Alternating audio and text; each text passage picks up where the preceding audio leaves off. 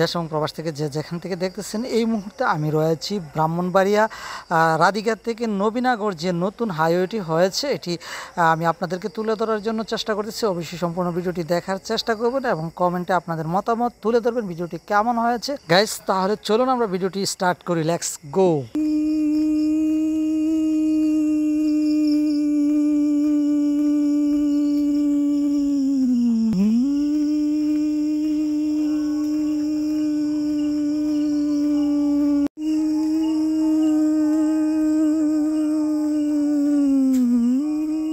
Guys, আপনারা যে রাস্তাটি দেখতেছেন, এই রাস্তাটি রাধিকা থেকে নবীনগর পর্যন্ত হয়েছে, অলরেডি সমাপ্ত।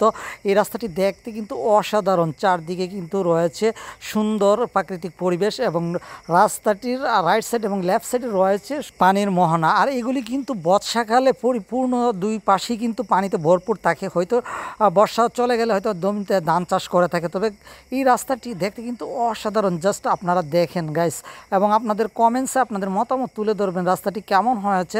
এই রাস্তাটি হওয়াতে কিন্তু নবীনগরবাসী যারা রয়েছে তাদের জন্য কিন্তু একটু নতুন দ্বার খুলে গেছে। তারা কিন্তু সহজেই এখন ব্রাহ্মণবাড়িয়ার সাথে কিন্তু যোগাযোগ করতে পারবে এবং আধা ঘন্টা মিনিমাম 20 মিনিট 30 মিনিটের মাঝেই কিন্তু ব্রাহ্মণবাড়িয়াতে এই রাস্তাটি ব্যবহার করে পৌঁছতে পারবে। আমি যেটা অনুভব করেছি রাস্তাটি ভ্রমণ করে, আমার কাছে মনে হয়েছে যে এই রাস্তাটি হওয়াতে নবীনগরবাসী এবং তার আশপাশে যত এলাকা রয়েছে বা গ্রাম রয়েছে সবাই কিন্তু উপকৃত এবং আনন্দিত এই রাস্তাটি পেয়ে। আমি যেটি অনুভব করেছি এবং মানুষদের সাথে ডিসকাস করেছি, সেটি আমার কাছে মনে হয়েছে যে একদম ফকফকা।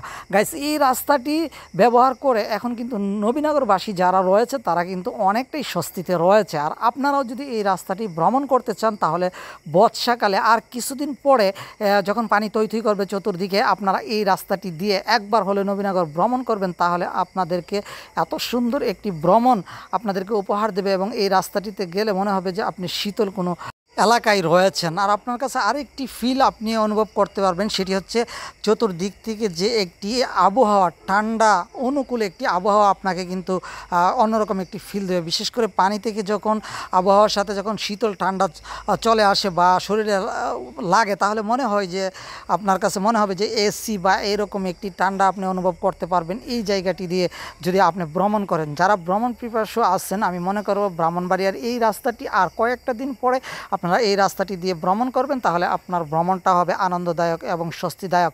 মনে হবে যে আপনি এমন কোথাও গেছেন, কোনো পরিবেশে গেছেন যে পরিবেশটি আপনাকে অনেক শান্তি এবং স্বস্তি এনে দেবে। গাইস, এই ছিল আমার কাছে ব্রাহ্মণবাড়িয়ার নবীনগর থেকে নতুন যে হাইওয়ে রয়েছে সেখান থেকে আজকের ভিডিও থেকে বিদায় নেব। বিদায় নেবার আগে সবাইকে একটি কথা আবারও বলতেছি, ভিডিওটি যদি আপনাদের ভালো লাগে অবশ্যই শেয়ার দিবেন, অন্যদেরকে দেখার সুযোগ করে দেবেন, লাইক কমেন্টে আপনাদের মতামত তুলে ধরবেন। এই প্রত্যাশাটুকু ব্যক্ত করে আজকের ভিডিও থেকে বিদায় নিব। ভালো থাকবেন, সুস্থ থাকবেন, সবাইকে নিয়ে সুখে থাকবেন। HTV ব্রাহ্মণবাড়িয়া।